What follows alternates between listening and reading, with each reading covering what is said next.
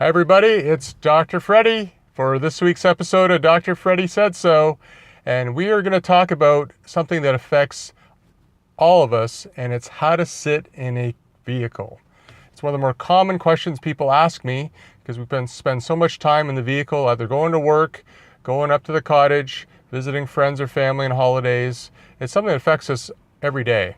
And if you don't have the right posture and alignment, it can make those drives seem even longer and create stress on your neck and your back, create more headaches. So we're going to give you some key tips today on how to sit properly to reduce that strain on your spine and your neck and have it a more enjoyable ride.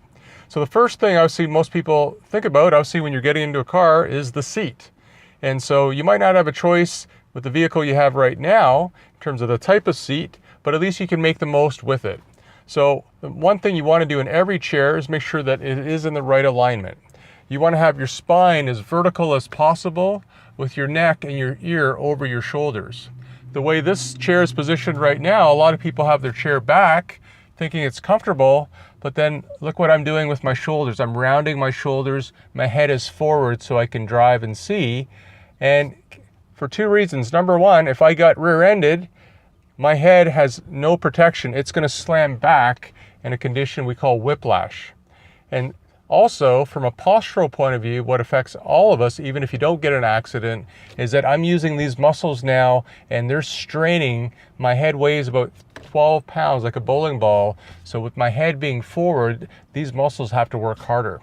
So the best way to help with that is obviously to raise the chair and the vertical part as vertical as possible with a slight degree, about 10 degrees off center, just to allow you to be able to see, but keep your head always touching the headrest.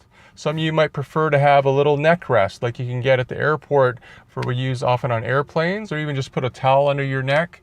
There are special seat backrests that we can order for you as well that you can actually put on the chair and then adjust. That will help keep your spine with those natural curves. Some cars now come with built-in lumbar supports, which help the curve in the lower back, and you can inflate it according to what your needs are. So that's something that might be individual to your vehicle.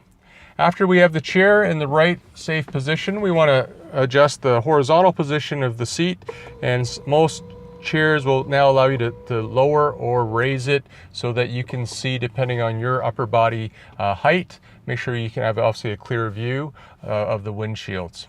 Now you want to look at the steering wheel. So the steering wheel, most steering wheels either have a manual or automated elevated system where you can adjust it up and down, bring it out or forward. So you want to adjust it so that your arms are not too straight, because that's going to put a lot of strain on my wrists, my arms, my shoulders, and my neck. And also you don't want it too close, because if it's too close to you, well then obviously I'm not in a good position to be able to react and respond for safety reasons when I'm driving. So you want to have it about midway with a slight bend in the elbows, at a comfortable position with your hands being able to be held in the 10 and 2 position on the steering wheel. And sometimes if your arms get tired in a long drive, you can rest that elbow even on the windshield, on the side of the window or the door, to take some stress off that area. Now from there, I want to be able to also adjust the pedals. Some vehicles allow you to actually adjust the height of the brake pedal, the distance to your foot. If it's not, either way, you want to be able to move from your gas pedal to the brake very easily without having to move your foot and your leg, that you should be able just to pivot on your foot. And ideally, you wouldn't want to use the foot a lot. It puts a lot of stress on the ankle and the Achilles tendon. There's people that tell me that they get sore just from driving their vehicle. And a lot of that can be from constantly pushing and pressing also with this one leg, because most of our vehicles are automatic now. We don't have a clutch anymore. So obviously when you can, use the cruise control, set it on cruise. Some cars even have adaptive cruise control, so you don't even have to change the cruise setting at all or slow down. It'll slow down for you and keep a certain distance from the vehicle in front of you.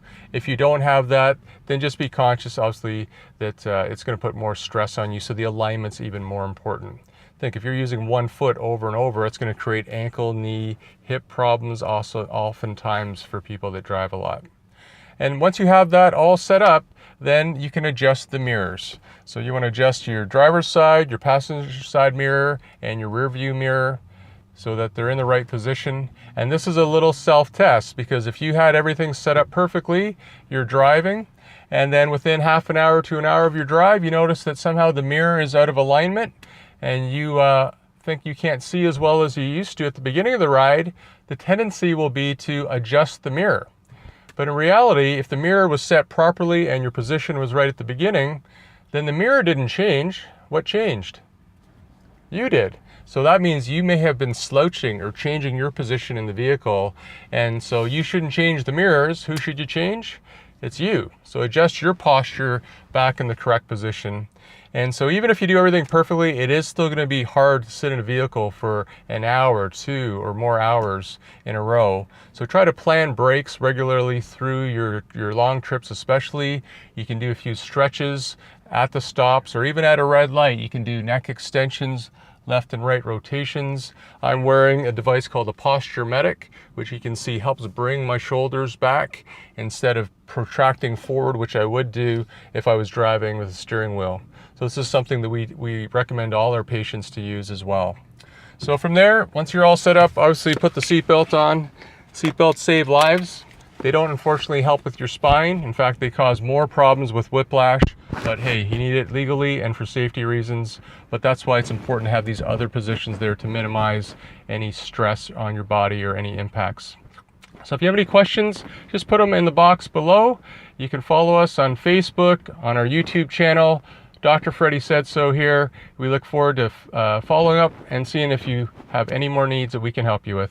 Drive safely, everybody. Have a great day. And remember, life is a highway. Drive it safely.